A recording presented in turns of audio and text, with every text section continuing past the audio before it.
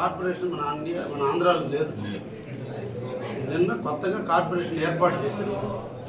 ఎప్పుడైతే logistic corporation వచ్చిందో ఆటోమేటిక్గా ఎక్కడెక్కడ లాజిస్టిక్ హబ్బులు ఏర్పాటు చేయాలనేది ఇప్పుడు చేస్తారు.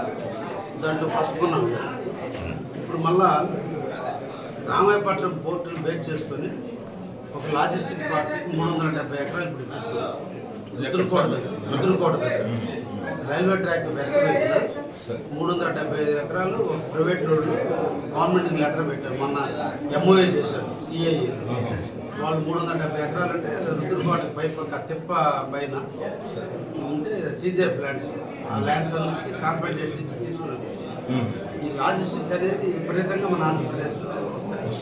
దీంట్లో మనం ఇష్టం ఈ కార్పొరేషన్ వచ్చింది కాబట్టి ఇప్పుడు మళ్ళీ ఈ కార్పొరేషన్ మళ్ళీ నేను లెటర్ పెట్టబోతున్నాను దీన్ని సర్వే చేయండి. కాబట్టి కార్పొరేషన్ ఏర్పరచడం చాలా సులభపరం. ఇప్పుడు దాకా ఎవరి ద్వారా ఫాలో చేయాలా, దీనికి ఏ డిపార్ట్మెంట్ ఉంది అనేది లేదు. ఇప్పుడు మొట్టమొదట లాజిస్టిక్ కార్పొరేషన్ అనేది క్రియేట్ అయింది కాబట్టి క్రియేట్ వాళ్ళు ఐఏఎస్ ఆఫీసర్ పెట్టారు. ఆ ప్రతిపాదనలో మొదటి స్థానం మనకు రావచ్చు. రావడానికి ఉంది. మనం ప్రపోజల్ పెడతాం.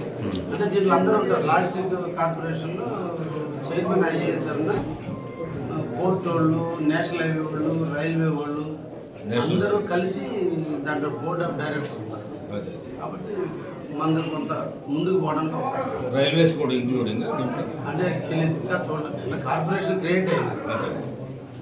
ఇది మనకు ఒక అవకాశం మనకు ఉంది కాబట్టి